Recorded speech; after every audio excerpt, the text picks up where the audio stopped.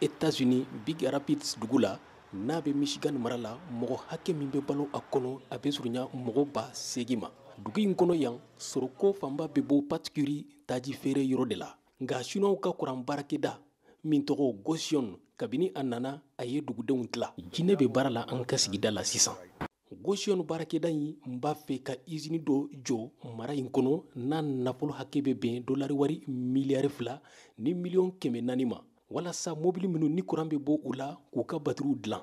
O ye fɔɲɔgɔnkɔ nati dugudenw ni ɲɔgɔn cɛ. Ala Lawson ye Big Rapids duguden dɔ ye. O bɛna kɛ sababu ye sɔrɔ bɛ yiriwa. Donald Helder sɔnna Gotion baarakɛda in nali ma Big Rapids dugu la. Komi an bɛ Ameriki dolari wari caman bila ka taa Chine jamana na, a ka kan an ka feere ɲini walasa ko nafolo dɔw sɔrɔ kokura ko wari don Ameriki sɔrɔ ko la. Donald Helder sɔnna Gotion baarakɛda in nali ma Big Rapids dugu la. I'm 100% no Gotion. Ne tɛ Gotion baarakɛda in fɛ fiyewu. Ne hakili la a bɛ jɔrɔ nati sigida matarafali la. A bɛ se ka na ni lakanako gɛlɛya ye fana. Lakana cakɛda min tɔgɔ FBI ɲɛma Christopher Wray ye kangari gɛlɛn da ka ɲɛsin Chine marabaga jɛkulu n'a ka kɛnyɛrɛye baarakɛdaw ma k'u kana États-Unis jamanadenw ka barikantanya jira u la ka lakanabaliya nati jamana kɔnɔ. Nka Gotion baarakɛda in ma sɔn ka VOA ɲininkaliw dɔ jaabi o siratigɛ la. Gotion baarakɛda in sigira sen kan Chine jamana de la.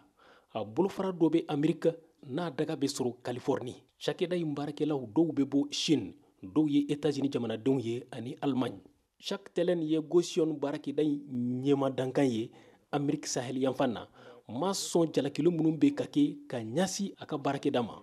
Fɛn dɔ y'a to mɔgɔw dɔ kɔni y'a latigɛ ko Gotion baarakɛda in ye sarakabɔlan de ye k'a sɔrɔ an ka jago kɛcogo ni baarakɛda caman taabolo bɛɛ ka kan yan. Chine jamana ka nafolotigi minnu bɛna baarakɛdaw sigi sen kan États-Unis u ka kumaw fɔra campagne in kɔnɔ jamanakunti kalata in na ɲina. Républicains ka cɛbo Donald Trump n'a ka ɲɛma dankan J.D. Vance ye démocrates jalaki k'u ye foroba nafolo di Chine jamana ma walasa kana baarakɛdaw sigi sen kan États-Unis.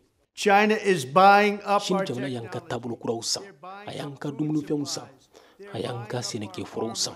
Ko Gotion baarakɛda in ye dolari wari miliyɔn 800 de sɔrɔ Michigan marabagaw bolo ani lempo juru bɛ se ka to a la fana i n'a fɔ sariya y'a jira cogo min na. Wala Michigan mara ɲɛmɔgɔ Gretchen Whitmer ani démocrates ka politikitɔn mɔgɔw dɔw y'a jira ko dɛmɛ kɛra baarakɛdaw ye i n'a fɔ Gotion walasa ka baarako nɔgɔya mara kɔnɔ o ka fisa ka taa ko kan. Mais kalo tɛmɛnen Michigan mara ɲɛma furumuso n'o ye Madame Whitmer ye k'u tɛ sɔn Chine jamana ka baarakɛdaw ma jango minnu bɛ mobili kuran laman dilan ko baw u b'u ka sɔrɔ nakasi i n'a fɔ u ɲɛ b'a la u bɛ ka min kɛ Europe jamanaw na. Kamala Harris démocrates ka candidat jamana kuntigi kalata la u ka ɲɔgɔnɲɛba sen fɛ a kumana concurrence min bɛ États-Unis ni Chine jamana cɛ bi. I will make sure that we lead. Ne bɛna fɛɛrɛw bɛɛ kɛ walasa diɲɛ kɔnɔ Ameriki yɛrɛ ka fɛn dilannenw i n'a fɔ mansin minnu bɛ wele intelligence artificielle u ka san sɔrɔ Chine taw kan an bɛ tile min kɔnɔ bi. Mara in mɔgɔw dɔw bolo concurrence min bɛ États-Unis ni Chine jamana cɛ o bɛ se ka yɛlɛma dɔn baro kɛnɛw taabolo la. Al Lawson Big Rapids duguden kɛlɛ ninnu bɛɛ bɛ ka tali kɛ faso taabolo de la. O y'a to Chine jamana ko goyara mɔgɔw ye kosɛbɛ. Chine jamana ka baarakɛda in n'o ye Gotion ye Big Rapids dugu la o y'a to campagne sinsinnen bɛ yen kosɛbɛ. Républicains ka cɛbo J.D. Vance walasa ka kɛ jamanakuntigi dankan ye a tɛmɛna ni yen ye utu kalo tɛmɛnɛ.